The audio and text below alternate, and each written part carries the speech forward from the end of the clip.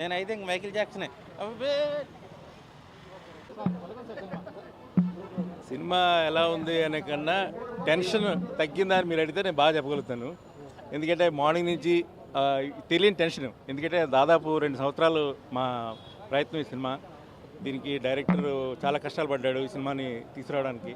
ఈవేళ ప్రాపర్గా ఒక మైత్రి లాంటి ఒక పెద్ద సంస్థ ద్వారా దాదాపు ప్రపంచవ్యాప్తంగా 270 థియేటర్లో రిలీజ్ అయింది ఈ సినిమా. కానీ పొద్దునుంచి మాకు ఎందుకంటే థియేటర్స్కి జనం రావట్లేదు ఇదే ఒక టెన్షన్ ఉండే.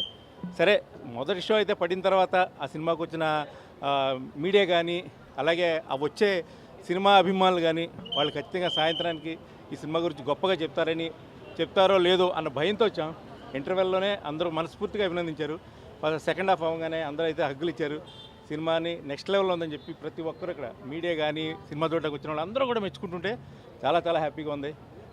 ఈ ఈ ఈ టాక్ సాయంత్రానికి అందరికీ చేరితే నిజంగా ఈ సినిమా చాలా పెద్ద విజయాన్ని సాధించే అవకాశం ఉంది. ఆ టాకు అందరికీ చేరాలని, వర్డ్ ఆఫ్ మౌత్ అందరికీ స్ప్రెడ్ అవ్వాలని భగవంతుని కోరుకుంటున్నాను. ఆంజనేయ స్వామిని మనస్ఫూర్తిగా నేను ప్రార్థిస్తాను.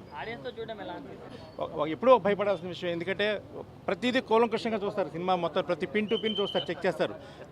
మనం చాలా గొప్పగా ఉందని ఫీల్ అయిన సందర్భాలు కూడా ఒక్కొక్కసారి అవి మీడియా దృష్టిలో అక్కడ ఆ లాజిక్ వాళ్ళు చెప్తుంటే ఓహో కరెక్టే కదా మనం తప్పు చేసాం అనే ఫీలింగ్ మనకు వస్తుంది 100%. అంటే దాన్ని మనం ఆర్ట్ఫుల్గా తీసుకుంటే కనుక, తీసుకోలేకపోతే అది మన కర్మ అంతే. బట్ ఈవేళ మీడియా మిత్రులందరూ కూడా ఇంటర్వెల్లోనే ఫస్ట్ హాఫ్ ఎదిరిపోయింది, సెకండ్ హాఫ్ అయిన తర్వాత వాళ్ళందరూ చాలా మనస్ఫూర్తిగా అందరూ చాలా సీనియర్స్ వచ్చారు ఇవాళ. వాళ్ళందరూ కూడా మెచ్చుకుంటుండే అంటే ఫస్ట్ మీడియా దగ్గర పాస్ అయ్యని సినిమా అని చెప్పి ఒక ధైర్యం వచ్చింది.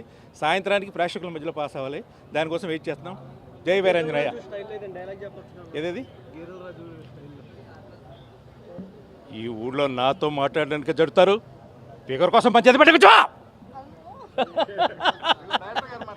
సో మచ్ అన్న, ఎలా అనిపించింది? Okay, thank you. అంటే